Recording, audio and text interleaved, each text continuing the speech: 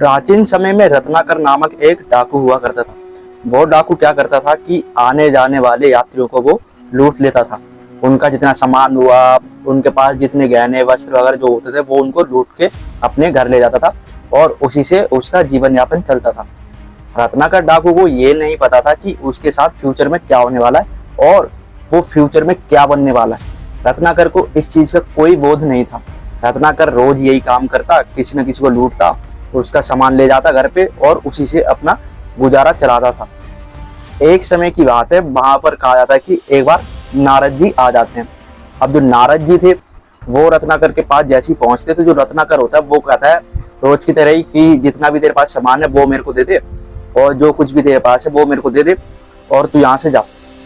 रत्नाकर ने उनको भी लूटने की कोशिश करी तो जो कि नारद जी थे वो कहते थे कि एक चीज बताओ कि तुम्हें इससे मिलता क्या है, तुम पाप ही तो कर रहे हो ये। तो जो रत्नाकर थे वो कहते हैं कि देखो, अगर मैं ये सब नहीं करूंगा तो मेरा जीवन यापन नहीं चल पाएगा, मेरे परिवार का पेट नहीं भर पाएगा। तो जो नारद जी थे वो रत्नाकर जी को समझाते हैं, अच्छा ठीक है, तुम एक चीज बताओ, जैसे तुम पाप कर रहे हो तो क्या इसमें भी तुम्हारे जो परिवार वाले हैं वो भागी बनेंगे? जैसे तुम उसके लिए सामान लूट के ले जाते हो अपने परिवार के लिए, उसमें वो भागी बन जाते हैं, लेकिन जो तुम पाप कर रहे हो इसमें क्या तुम्हारे परिवार वाले भागी बनेंगे? तो रत्नाकर थोड़े चिंतित हो जाते हैं कि इस चीज को तो मैंने कभी सोचा ही नहीं। तो जो नारद मुनि थे वो कहते हैं कि तुम ऐसा करो, तुम अपने घर जाओ और अपने परिवार वालों से पूछो, अपने सदस्यों से पूछो परिवार के कि जो मैं पाप कर रहा हूँ क्या तुम इसके सदस्य बनोगे? क्योंकि तुम जो कुछ उसको लेके जा रहे हो वो रख लेते हैं और तुम रोज ही यही चीजें कर रहे हो। तो जो रत्नाकर थे अब वो अपने घर आते हैं और जो रत्नाकर थे वो क्या करते हैं, अपने परिवार से यही चीजें पूछते हैं जो नारद जी ने उन्हें बताई थी।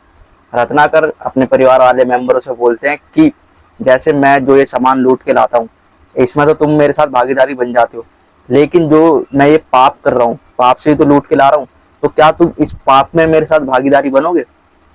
तो जो रत्नाकर के परिवार वाले थे वो रत्नाकर को जो जवाब देते हैं उससे उसकी पूरी दुनिया ही हिल जाती है। रत्नाकर के जो परिवार वाले थे वो कहते हैं कि नहीं, हम तुम्हारे पाप में हिस्सेदारी क्यों लेंगे? हम तो जो तुम सामान लाते हो उसमें हम हिस्सेदारी बनते हैं, जो तुम सामान लूट के लाते हो उसी के हम साथी हैं, बाकी हम तुम्हारे पाप के कोई साथी नहीं है। तो जो रत्नाकर थे उनको झटका सा लग जाता है कि यार इस चीज का तो मैंने कभी सोचा ही नहीं और इनके लिए जितना मैं करते आ रहा हूँ ये तो मेरे विपरीत ही जा रहे हैं, ये तो मेरे पाप में भागीदारी नहीं बनेंगे, ये सिर्फ खाने खाने के लिए ही है और जो सामान ले मैं लाता हूँ उसका सिर्फ ये मजे ही ले रहे हैं। तो रत्नाकर जी को ये चीज बहुत बुरी लगती है। अब जो रत्नाकर जी थे वो वापस आते हैं नारद जी के पास। कहा जाता है कि जो नारद जी थे उसको वो बांध के जाता है रत्नाकर ताकि ये यहाँ से भाग ना जाए, और नारद जी आए हुए थे उसको समझाने के लिए। तो नारद जी वहां पर खुशी खुशी रहते। अब जो नारद जी के पास जब वो आता है तो नारद जी को सारी बातें बताते हैं रत्नाकर जी, ऐसी ऐसी बात है, आपने जो बोला था वैसा ही सही है, मेरे परिवार वाले मेरे पाप के हिस्से में भागीदारी नहीं बनेंगे। तो जो नारद जी थे वो कहते हैं देख लिया तुमने, तुम जो ये पाप कर रहे हो इतने वर्षों से, इसके भागीदारी तुम्हारे घर के परिवार वाले नहीं बन रहे, लेकिन जो तुम उनके लिए लूट के ले जा रहे हो उसमें वो भागीदारी बन रहे हैं। तो जो कि रत्नाकर थे वो कहते हैं कि प्रभु मुझसे गलती होती हुई आई है अभी तक। वहीं पर जो नारद जी थे वो उनसे कहते हैं कि चलो जो तुमने अभी तक करा ठीक है, लेकिन अब तुम क्या करो कि भगवान का नाम जप करो, भगवान श्री राम का नाम जप करो। जबकि उस समय भगवान श्री राम का जन्म नहीं हुआ, लेकिन उन्होंने यही बोल दिया कि तुम भगवान श्री राम का नाम जप करो। तो जो रत्नाकर थे वो क्या करते हैं कि ठीक है मैं राम नाम जप करूंगा, लेकिन उन्होंने पाप ही इतने कर दिए थे कि जैसे ही वो राम बोलते थे वो उनसे बोला ही नहीं जाता था। तो जिसके चलते जो रत्नाकर थे वो नारद जी से कहते हैं कि मैं तो राम बोल ही नहीं पा रहा हूँ। तो जो नारद जी थे वो रत्नाकर को कहते हैं कि ठीक है तुम ऐसा करो, राम राम मत बोलो, पहले तुम बोलो मरा मरा। रत्नाकर ने ऐसा ही करा, मरा मरा बोलते गए वो, और उसके बाद कहा जाता है कि वो उनकी जुबान पे राम नाम आने लग गया। अब जो रत्नाकर थे उनका जीवन यहाँ से बदल जाता है और वो राम नाम की भक्ति में लीन हो जाते हैं। और वहीं पर कहा जाता है कि जब वो भगवान श्री राम नाम की जप कर रहे थे तो उनके आसपास जो चींटियां होती हैं उन्होंने बाम भी बना दी थी, जिसके चलते ही जो रत्नाकर थे वो वाल्मीकि बने थे। बाम्बी से ही निकला वाल्मीकि, तो उस बाम्बी से ही मिलके एक शब्द बना है वाल्मीकि, जो कि रत्नाकर जी थे वो महर्षि वाल्मीकि जी बन जाते हैं नारद जी के सुझाव के चलते।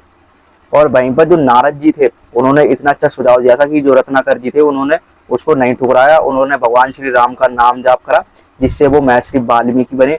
और उसकी इस चीज को देखकर जो कि ब्रह्मदेव थे, वो जो कि महर्षि वाल्मीकि जी थे, उनको उन्होंने आशीर्वाद दिया और कहा कि जाओ तुम रामायण लिखो। जो कि हमारी वाल्मीकि जी की रामायण है वो ऐसे ही बनी थी। तो भगवान ब्रह्मदेव ने उनको आशीर्वाद दिया कि जाओ तुम रामायण लिखो और तुम्हारा उद्धार होगा। जिसके चलते जो महर्षि वाल्मीकि जी थे, उन्होंने रामायण लिखी और जो जो रामायण में उन्होंने लिखा वैसा ही हुआ। एक चीज मैं बता देता हूँ आपको, जो कि आगे रामायण जो है लव कुश की है, वो महर्षि वाल्मीकि जी की नहीं है।